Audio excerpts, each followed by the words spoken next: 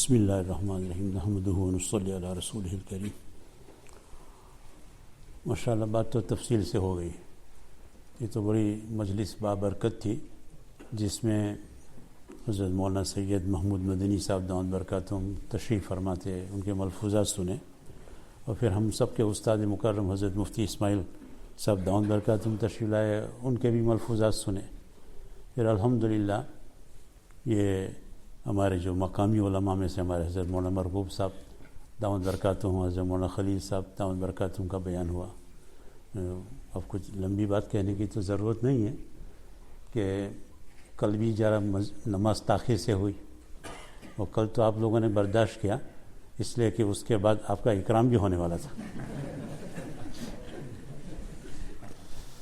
اور آج میرے خیال سے سب کا اکرام شاید طے نہیں ہوا ہے۔ اب بعد میں کوئی طے کرے تو الگ بات ہے۔ میرے علم کے مطابق تو میں نے پوچھا ہمارے مؤذن صاحب ہمارے شالا رفیق بھائی کو، تو نماز کا وقت تو ہو ہی چکا ہے۔ وہ کہہ رہے ہیں کہ چلو تھوڑی دیر کرسی پر بیٹھے ہیں تو ذرا سا کچھ کہہ دو، کرسی کا بھی کوئی حق ادا کر دو۔ تو باہر کہنے کی تو کوئی ضرورت نہیں۔ ماشاءاللہ الحمدللہ ہم نے جب سب سے پہلے حضرت مولانا مرغوب صاحب دامت برکاتہم کے دادا جان حضرت مفتی مرغوب صاحب رحمۃ اللہ علیہ کی کتاب پڑھی، تو ماشاءاللہ ابھی نئی شائع ہوئی زمزم پبلیشر سے، ماشاءاللہ بڑی بہترین خوبصورت شائع کی، اور کرنی بھی چاہیے تھی، اس لیے کہ اس وقت جس وقت لکھی گئی تھی، اور حضرت مولانا مفتی مرغوب صاحب رحمۃ اللہ علیہ نے جب لکھی تھی تو اس وقت اس میں لکھا بھی تھا کہ میرے علم کے مطابق کوئی ایسا کام کرنے والا نہیں، کتنے سالوں پہلے۔ تو الحمدللہ کیا اللہ تعالیٰ کا نظام ہے، حکمتیں ہیں کہ کوئی سوچ نہیں سکتا۔ میں پوچھ رہا تھا کسی کو یہاں باٹلی میں کوئی سید ہے کہ نہیں، تو مجھے تو کسی نے کہا کہ ہمارے علم کے مطابق تو نہیں ہے۔ جس نے بھی کہا کوئی ہو تو مجھے معلوم نہیں ہے۔ تو دیکھو جب یہاں کوئی سید نہیں ہے، دیکھو بھائی کوئی ہو تو بعد میں بتا دینا، ورنہ کوئی کہیں گے سب نہ کہہ دیا۔ لیکن کام یہاں سے ہوا تو معلوم ہوا یہ خالص اللہ تعالیٰ کی رضا کے لیے۔ امید ہے ہمارے رابطہ باٹلی کے علماء کرام کو اللہ بہترین بدلہ عطا فرمائے کہ یہ پتہ نہیں کیسے دل میں اللہ تعالیٰ نے بات ڈالی، اور پھر یہ کام شروع ہوا، اور مختلف ملکوں کے ماشاءاللہ بر صغیر تو ہے، لیکن الحمدللہ بھی بتایا گیا ہمارے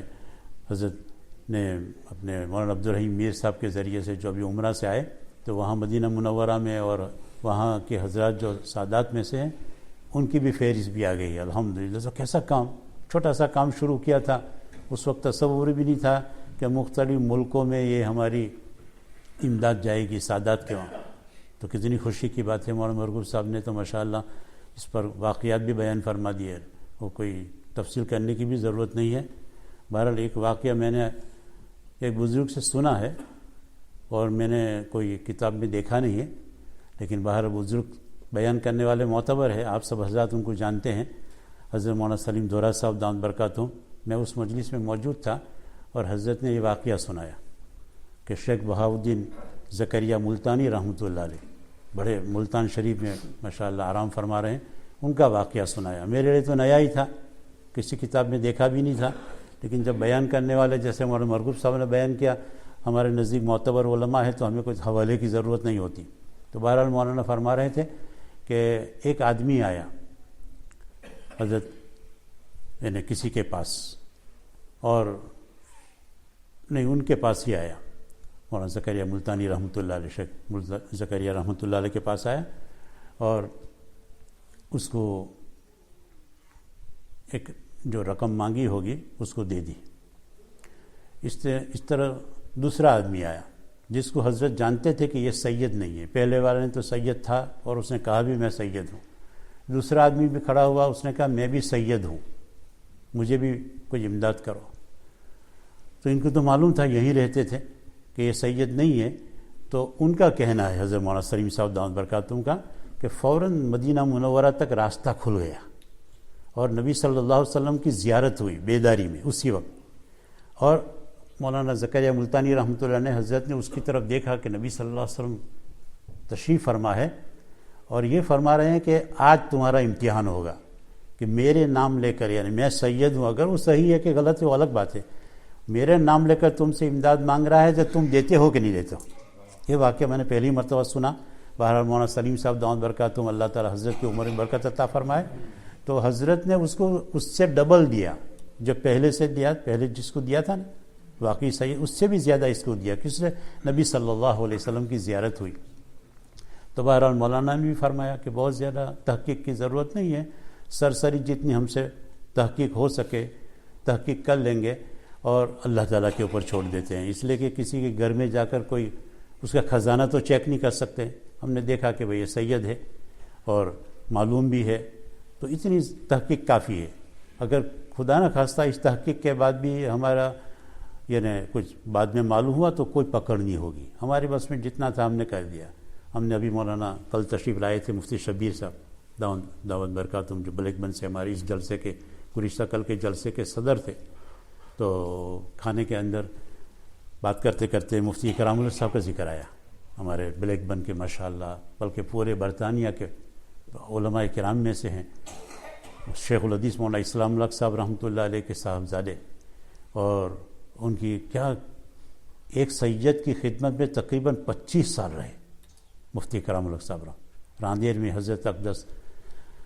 وقار سادات حضرت مفتی عبدالرحیم لاجپوری صاحب رحمۃ اللہ علیہ کی خدمت میں اتنا لمبا عرصہ گزارا ہوگا۔ ہمارے علم کے مطابق مفتی کی سند